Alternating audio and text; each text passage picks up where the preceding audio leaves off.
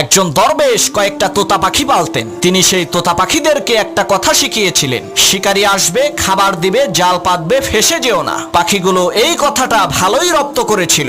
সেই দরবেশের অনেক ছাত্র ছিল।